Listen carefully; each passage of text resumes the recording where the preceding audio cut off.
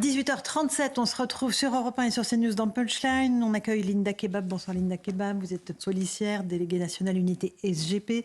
On va évoquer aussi avec Louis de Ragnel et Yohann Usaï ce qui s'est passé samedi à Paris, cette manifestation organisée par l'extrême gauche, soi-disant pour lutter contre les violences policières, le racisme systémique ou les libertés publiques, avec une séquence que vous avez peut-être vue sur les réseaux sociaux. Ces policiers attaqués dans leur voiture à coups de barres de fer. Ils sont, on entend le bruit des manifestants qui s'en prennent à eux. La voiture tente de s'échapper et il y a un embouteillage. Donc là, malheureusement, la voiture doit piler. Et là, l'agression reprend. Et on voit l'un de vos collègues sortir du véhicule et sortir avec son arme à la main, alors en position, j'imagine, défensive, puisqu'il ne vise pas les manifestants, mais on voit que la voiture est attaquée, on voit que votre collègue sort son arme, et ça a provoqué une vraie polémique. Sandrine Rousseau estimant que ce geste est inadmissible. Comment se fait-il que cette voiture se soit retrouvée isolée dans cette situation, dit-elle? Il y a eu des évolutions dans les consignes de maintien de l'ordre dans bien des pays du monde et pas en France. Est-ce que, pour vous, c'est admissible, ce genre de polémique ? C'est ridicule. Je ne sais pas si tous vos téléspectateurs s'en souviennent, mais il y a quelques mois, il y a une vidéo de Mme Rousseau qui est sortie sur les réseaux sociaux où on la voit intervenir dans la rue. Par hasard, elle tombe sur une bagarre entre deux chauffeurs, deux conducteurs. Et elle exerce des violences sur l'un d'entre eux. Elle a justifié les coups en disant que c'était nécessaire pour pouvoir séparer les protagonistes. Donc Mme Rousseau a découvert l'usage de la force légitime.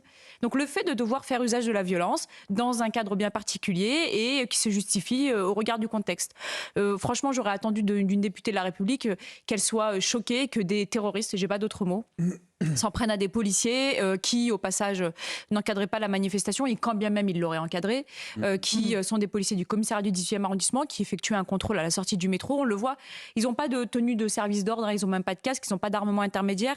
Et la seule chose qui était entre les mains de notre collègue pour tenter de sortir de ce guet-apens meurtrier, j'ai pas d'autre mot, et ben c'était justement d'intimider cette non pas foule, mais cette bande de dégénérés terroristes qui s'en prenaient à eux. Donc oui, c'est assez triste parce qu'au final, elle laisse penser que jusqu'au bout, les policiers doivent prendre des coups et se taire. D'accord. Là, on voit que le policier, encore une fois, n'a pas le doigt sur la gâchette, donc il ne risque pas de tirer. On a un sondage CSA pour CNews pour qui les Français sont très clairs. 84% d'entre eux pensent que oui, lorsque l'intégrité physique d'un policier est menacée, eh bien les policiers ont le droit de faire usage de leur arme de service. Et leur intégrité, elle est plus que menacée. Je n'ai pas besoin de le rappeler sur votre chaîne, le nombre de morts que l'on commente chaque année dans le cadre de lynchage, ou vous savez, les gangs qui se frappent à coups de barre de fer et de coups de pied jusqu'à la mort.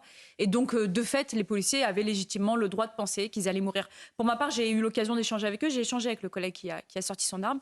Il me parle de choc, de traumatisme pour lui et pour l'ensemble de ses collègues. Il y a évidemment des collègues qui ont été blessés dans la voiture, qui ont reçu des projectiles à la tête. Il faut le rappeler aussi à Mme Rousseau et à ses sbires. Et puis, aujourd'hui, ils sont traumatisés. Ils me disent... Alors, j'ai un petit message de leur part. Ils aiment à remercier d'abord les collègues de la Bravem qui sont intervenus. Qui rappellent qu'ils sont tant décriés cela, mais à qui ils disent de voir la vie sauve. Ils remercient leurs collègues du commissariat du 18e et ils remercient l'ensemble du peuple français qui les soutient aujourd'hui, parce qu'ils savent que majoritairement les Français, comme le dit si bien votre sondage CSA, eh bien, reconnaissent la légitimité des policiers à faire usage de leurs armes, ce qu'ils n'a même pas fait en plus. Non, il n'a absolument pas fait. Mais en fait, c'était une manœuvre pour essayer de faire fuir les assaillants. Bien sûr, et ça a marché, j'ai envie de dire. Donc, dans l'absolu, il n'y aura même pas d'ouverture d'enquête administrative. Et dans l'absolu, il n'y a même pas d'enquête judiciaire. Donc, je veux dire, c'est une députée de la République qui est une injure pour son écharpe et qui est une injure pour les lois qu'elle est supposée rédiger. Accessoirement, je vais avoir aussi un petit mot pour le syndicat de la magistrature. Je rappelle qui a manifesté contre les policiers samedi, parce qu'en fait, on va dire les choses, c'était pas une manifestation dans le cadre de l'amélioration de notre société. Non, c'était une manifestation contre les flics. C'est pas une manifestation contre les dealers qui, tous les 4 matins, tuent des pauvres personnes comme cette jeune fille Sokaina ou ce jeune garçon Fayed qui, il y a quelques semaines, ont été tués. Ce qu'on appelle des dégâts ou des victimes collatérales. Non, ce sont des personnes qui manifestent contre les policiers. Juste un mot. La question aujourd'hui que les policiers se posent, c'est est-ce que les magistrats qui ont manifesté samedi seront ceux qui vont juger les auteurs de cette attaque? Et le cas échéant, quelle va être leur position? Linda Kebab, vous êtes déléguée nationale unité SGP. Écoutez Hugo Bernal ici, qui est un député de la France Insoumise, qui était invité de notre antenne il y a quelques instants à propos de cette manifestation et l'attitude des policiers. Point de départ de cette manifestation, c'est une succession de violences policières dans le pays, et notamment le fait que Naël ait été tué et que la scène a été filmée et qu'on est dans des conditions qui ne respectent pas le cadre réglementaire d'usage de l'arme, comme l'enquête est en train de le montrer. On va laisser poursuivre l'enquête, mais les images sont assez accablantes. La présence policière en manifestation, dans bien des cas, la présence policière, la manière dont elle est positionnée, va augmenter le niveau de tension ou au contraire, abaisser le niveau de tension. Je ne sais pas ce que font ces policiers-là. À cet endroit-là, ils se mettent aussi en danger parce qu'ils savent qu'il y a des tensions dans la foule. Voilà, la présence policière est un problème. Ça vous fait réagir extrêmement vivement, Linda Je Kebab. ne comprends pas pourquoi cette jeune fille est passée avec cette mini-jupe dans le quartier. Enfin, sa main aux fesses, elle l'a un peu mérité quand même. C'est exactement le même schéma. C'est le même schéma. Vous vous rendez compte, on est en train de parler d'un député dont le groupe politique est constamment en train de nous parler de la Polprox, c'est la police de proximité, la police des commissariats. C'est des policiers qui, à pied, quasiment les mains dans la poche, en train de faire un contrôle qui n'a absolument rien à voir avec la manifestation, qui n'était pas positionné en fonction de la manifestation, qui n'avait pas une tenue de service d'ordre, qui n'avait même pas de casque. Et là, malgré tout, il est en train de dire on ne veut pas de policiers. Ben, je veux dire, on est dans le 18e arrondissement. Je pense que c'est quand même un arrondissement qui justifie une présence policière sur la voie publique. Et là, il est en train de dire, grosso modo, ils n'avaient rien à faire là. Et il n'y a pas d'enquête administrative, on lui précise. Ce député, parce qu'il est député, il me semble, justifie tout simplement le fait que les policiers aient mérité leur torgnole pour la simple raison qu'ils se trouvaient à un endroit donné, là où eux estimaient qu'ils ne devaient pas y être. C'est exactement comme estimer qu'une jeune fille mérite une agression sexuelle parce qu'elle n'avait rien à faire dans cette rue-là. C'est la même chose. Est-ce que ça veut dire que, selon vous, Hugo Bannalissi, LFI, Sandrine Rousseau, pour Europe Écologie Les Verts, sont les complices de ceux qui ont tenté d'agresser vos collègues dans cette voiture ? Mais enfin, ce sont des pyromanes permanents. Est-ce qu'ils sont complices ? Ce mot-là, vous le reprendriez ? D'un point de vue juridique, évidemment, on ne pourra pas faire tenir une complicité parce qu'il n'y a pas eu d'instruction directe qui a été donnée. Mais clairement, ce sont des pyromanes de société. Enfin, vous organisez une manifestation, je rappelle juste l'avant-veille de l'ouverture du procès de l'attentat de Magnanville, où quand même 2 policiers ont été tués pour la simple raison de leur métier. Vous organisez cette manifestation indécente et indigne, dans lequel il y a eu quand même des propos relativement durs à l'égard des policiers. On fait fi des milliers de policiers qui sont agressés tous les ans et de ceux qui sont tués. On fait fi, évidemment, de ce que toute la délinquance amène et la criminalité amène dans les quartiers difficiles où ils prétendent avoir été bien élus et dont ils prétendent être les bons représentants. Mais surtout, ils mettent le feu à la société. Il a perdu au sénatorial, accessoirement. Oui, bon. Hier soir. Finalement, les grands élus ont peut-être un petit peu plus de... Bon, bref. Et finalement, vous avez là aujourd'hui des députés qui, tout simplement, mettent le feu en permanence. Enfin, à partir du moment juste que les gens entendent. Si vous avez un député qui dit que les policiers n'avaient rien à faire là et qu'ils méritent les coups qu'ils ont pris, enfin, c'est zéro crédibilité. Elle est où la parole pour les quartiers ? Elle est où la parole pour les plus pauvres ? Elle est où là ? Enfin, je veux dire, moi, je veux bien que ce groupe politique soit extrêmement attaché à faire des propositions de loi pour permettre le partage d'écran Netflix. Mais il est où le vrai sens politique de ce groupe qui, en fait, a complètement oublié leurs électeurs, les plus pauvres, ceux qui sont exposés à l'insécurité. En fait, vous savez quoi ? Ils n'ont pas de solution pour ces gens-là. Et donc, du coup, ils préfèrent amener le problème sur les boucs émissaires que sont les policiers. On va juste écouter Gérald Darmanin, ministre de l'Intérieur, à propos de ce qui s'est passé à Paris. On a entendu des propos extrêmement durs à entendre. Une balle un flic, par exemple, c'était sur les pancartes qu'on avait vues, et j'ai évidemment saisi le procureur de la République, des croix gammées qui comparent la police nationale au régime nazi. Évidemment, on ne laissera rien faire de tout cela, et on veut dire à quel point ces manifestations et ces expressions sont contraires, me semble-t-il, à la dignité des policiers et des gendarmes. Par ailleurs, à Paris, il y a eu des violences inacceptables qui étaient faites manifestement pour tuer à coups de barre de fer. De quoi parle-t-on ? On parle de gens qui ont poursuivi une voiture de police, qui venaient d'interpeller un dealer en marge de la manifestation, à coups de barre de fer, et chacun a vu des images extrêmement violentes quand on a l'honnêteté de regarder toute la scène. Voilà, pour le soutien de Gérald Darmanin, sans équivoque, pour les policiers, Linda Kebab. Oui, il est sans équivoque, mais il est tout à fait évident, il doit être en soutien absolu des forces de l'ordre. Comme il l'a dit, un flic, une balle, enfin... Je veux dire, c'est clairement une menace de mort. C'est pas une pancarte dans cette manif. Voilà, c'est pas une manifestation qui appelle à plus de justice. C'est une manifestation contre la police. C'est une manifestation contre toutes les personnes qui sont victimes de la loi du plus fort, et notamment dans les quartiers. C'est une manifestation contre tous ceux qui, à un moment donné, ont eu affaire à la délinquance et à la criminalité et qui en ont été victimes. Enfin, franchement, cette manifestation, c'est une injure. Alors, beaucoup ont appelé à l'interdiction de cette manif. J'entends que pour le préfet de police, c'était compliqué de l'interdire. Et puis, en plus, je pense qu'il s'exposait à une manifestation malgré interdiction, et donc du coup à encore plus de troubles à l'ordre public, soit. Mais enfin, les propos du ministre, ils sont cohérents. Moi, ce qui est inquiétant, c'est qu'aujourd'hui, on a un ministre de l'Intérieur qui est obligé de tenir ce discours. Enfin, notre pays, je suis désolée du propos, je vais être trivial, il part en cacahuète, clairement. Non. Alors, Louis Drain, il avait une question. Alors, on entend que la coupe est pleine pour vous. Moi, la question que je me posais, que je voulais vous poser, c'est comment est-ce que vous faites pour tempérer aussi la colère des policiers? Vous êtes responsable syndical, donc vous êtes en relation avec énormément de policiers, et eux aussi sont en colère. Comment est-ce que vous faites pour tempérer leur colère? Parce que on imagine, ça fait des années que le problème s'aggrave. Il y en a peut-être qui ont envie d'en découdre, il y en a qui ont peut-être envie de jeter l'éponge. Comment est-ce que vous faites? Ah, il y en a beaucoup qui jettent l'éponge. La Cour des comptes a rappelé le nombre incroyable de démissions dans la police nationale. Nous, on n'est pas là pour tempérer. Moi, je ne suis pas là pour tempérer, je suis là pour l'exprimer. Tenter d'apporter des solutions, notamment vis-à-vis de notre administration et des politiques, pour répondre aux interrogations de nos collègues.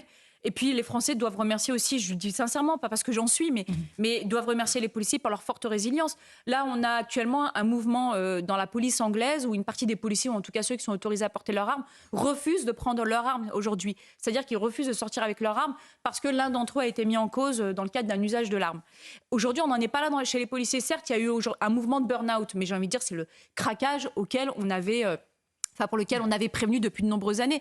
Il n'y a pas de véritable mouvement de contestation dans la police parce que les policiers ont toujours à cœur, même s'ils ont conscience de leurs difficultés, ils ont aussi conscience de la difficulté de leurs concitoyens.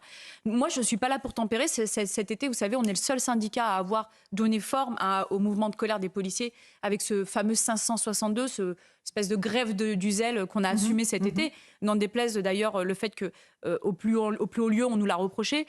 Nous, notre propos en tant que représentants du personnel, c'est juste de dire qu'on tire sur la corde. Les policiers sont très résilients. Le jour où ça craquera, on aura juste dit qu'on aura prévenu. Cet été, on avait prévenu sur le risque de burn-out. Ça faisait de nombreuses années, vous nous entendez, sur les plateaux télé, on dit attention, les policiers vont craquer. Et cet été, tout le monde a fait semblant de découvrir la chose. Mince, des policiers en arrêt maladie. Enfin, on n'a fait que le dire en amont. Et vous le disiez, c'est aujourd'hui que s'est ouvert le procès de l'assassinat de deux de vos collègues, Jessica Schneider, Jean-Baptiste Salvin. C'était en 2016. Ils ont été assassinés par un terroriste islamiste qui a été tué par l'intervention du RAID. Leur petit garçon de 3 ans était présent sur place, l'horreur absolue. On va écouter une femme de policier qui dit que les policiers savaient déjà qu'ils étaient menacés quand ils étaient dans l'exercice de leur fonction, mais là, la nature, évidemment, de la menace a changé. Écoutez-la.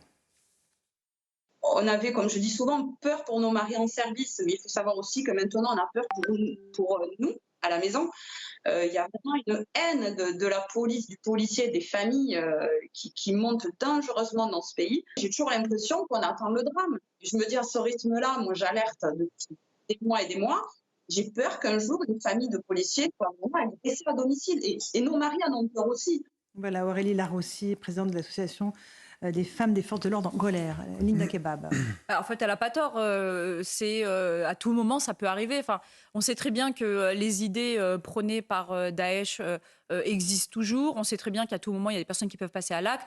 Il faut remercier aussi l'action des services de renseignement intérieur. Je pense particulièrement à la SDAT, la DGSI, etc., qui démantèlent tous les 2 mois des projets d'attentats. On ne s'en rend pas compte. On n'en parle pas parce que ça n'arrive pas. Mais tous les 2 mois, il y a un projet d'attentat sérieux qui est démantelé, qui est démonté en France grâce aux services de sécurité intérieure. Et puis, évidemment, on a conscience que ça peut arriver à tout moment. Vous savez, depuis Magnanville, il y a un avant et un après. Quand on rentre dans la police, moi je suis rentrée il y a 16-17 ans, on nous disait attention, tu n'habites pas sur la circonscription de ton exercice, pas aux alentours immédiats, t'évites les quartiers difficiles, ce qui est un peu compliqué d'ailleurs quand on commence dans la carrière de policier, parce qu'on a rarement les moyens d'être. Parce qu'on gagne combien au début d'une carrière de policier? On est en région parisienne, on est à moins de 2 000 €, prime de risque incluse, dimanche, jour férié, heure sup incluse, on est à moins de 2 000 €, ce qui n'est pas non plus excessif. Et puis du coup, ça ne permet pas forcément de bien vivre dans le privé. Et donc du coup, par contre, on nous donne des consignes quand on rentre. Et on nous dit à partir du moment où tu es assez éloigné, dans un quartier plutôt calme, tu es à l'abri. Mais Magnanville, c'est exactement ça. C'est un lotissement à 20 km du lieu d'exercice du commandant Salvin. Et malheureusement, ils ont été frappés parce que les délinquants et les criminels communiquent entre eux, parce que Internet, parce que aujourd'hui la criminalité va extrêmement vite. Et puis bon, je ne vais pas révéler les éléments de l'enquête. Ils vont être évoqués dans les débats publics dans les prochaines semaines. Je rappelle que notre syndicat est le seul syndicat à s'être constitué partie civile. On a fait ce choix-là d'être sur le banc aux côtés des victimes, mais également pour représenter l'ensemble des policiers qui ont été traumatisés, tout en ayant conscience évidemment, et ça c'est un propos que l'on tient, c'est pas alarmiste, c'est pas exagéré, de dire qu'à tout moment ça peut arriver. En tout cas depuis Magnanville, beaucoup de collègues en poussant le portail de leur maison regardent par-dessus leur épaule. Louis Dragnel, une question. Et donc, à la suite justement de Magnanville, il y a eu une réflexion pour permettre aux policiers aussi de garder leur arme de service jusqu'à chez eux, au cas où il leur arrivait quelque chose chez eux. Ensuite, il y a eu une extension pour que vous puissiez intervenir dans les transports en commun. Est-ce que donc maintenant, dès lors que vous êtes armé, ça veut dire que vous êtes policier tout le temps, il n'y a plus quasiment de notion de policier hors service. Qu'est-ce que ça change? C'est-à-dire que dans l'intégralité de vos journées, vos nuits, vous vous dites que potentiellement, vous pouvez être amené à utiliser votre arme, à être attaqué, à réagir? Alors théoriquement, on nous l'a toujours enseigné, on est policier 24 heures sur 24, c'est d'ailleurs ce qui joue sur le fait que notre vie privée est fortement imbriquée dans la vie professionnelle, et d'ailleurs les faits de notre vie privée doivent être parfois remontés à notre hiérarchie au risque d'être sanctionnés. Ce qui a changé, c'est en effet non pas le port de l'arme en dehors du service, ça c'était permis, mais c'était le port de l'arme au-delà des temps de repos habituels, c'est-à-dire les week-ends. Autrefois, au-delà d'un week-end, si vous vous absentiez notamment pour les congés annuels, si vous quittiez votre résidence région de résidence administrative, on n'avait pas le droit de porter notre arme, et depuis, c'est possible. Ça permet à des policiers, notamment, de se rendre sur le lieu de villégiature avec leur arme. Ça veut dire évidemment qu'on est beaucoup plus à l'affût, parce que ça porte une responsabilité supplémentaire, non pas seulement pour nous, mais pour l'ensemble de la société, parce que le terrorisme dit low cost, les fameux loups solitaires, qui sont en réalité ne sont pas vraiment bien solitaires, un télégramme souvent nous le démontre, eh bien, à tout moment, ils peuvent agir sur une plage, dans les transports, dans une rue, dans un mall, et à ce moment-là, les policiers, eh bien, au milieu de tout ça, doivent intervenir. Ça a apporté surtout plus de responsabilité sur nos épaules, avec le sentiment de devoir agir. Et d'ailleurs, on a souvent des policiers qui ont agi en dehors du service, avec beaucoup plus cette conscience que le terrorisme peut frapper à tout moment, contre nous, contre la population, à tout moment, même hors service. Linda Kebab, on vient de terminer une semaine qui a mis les policiers et les forces de l'ordre à rude épreuve. 30 000 effectifs étaient mobilisés entre la visite du roi Charles III, la visite du pape, les matchs, la Coupe du monde de rugby. Le président a rendu hommage aux Français hier, il n'a peut-être pas assez rendu hommage aux policiers. Oui, alors après, je vous l'ai déjà dit plusieurs fois sur le plateau, les hommages verbaux, c'est bien, ça, c'est une forme de reconnaissance. Mais la reconnaissance matérielle, concrète, et puis au quotidien dans l'administration, c'est encore mieux. Je veux dire, il y a quelques mois, le président de la République a quand même tenu des propos qui ont fortement déplu, le mot est faible, mais en tout cas blessé et heurté les collègues, lorsque d'office, il a fait comme Hugo Bernalicis, c'est-à-dire il a fait le procès de l'affaire de Nanterre avant le procès, en disant que la mort du jeune Naël était inexcusable. Et quand on dit qu'une action est inexcusable d'un point de vue juridique, ça veut dire qu'il n'y a pas de légitime défense. Le procès est fait, c'est bon, le policier va en prison et on n'en discute plus. Donc un peu plus, oui, de reconnaissance verbale, un peu moins aussi de lâchage politique dès lors qu'on voit que l'opinion publique commence à basculer. Ce serait bien aussi, puis un peu de reconnaissance matérielle à l'égard de nos collègues, ne serait-ce pour améliorer leurs conditions de travail. Et la lutte, c'est important contre les risques psychosociaux.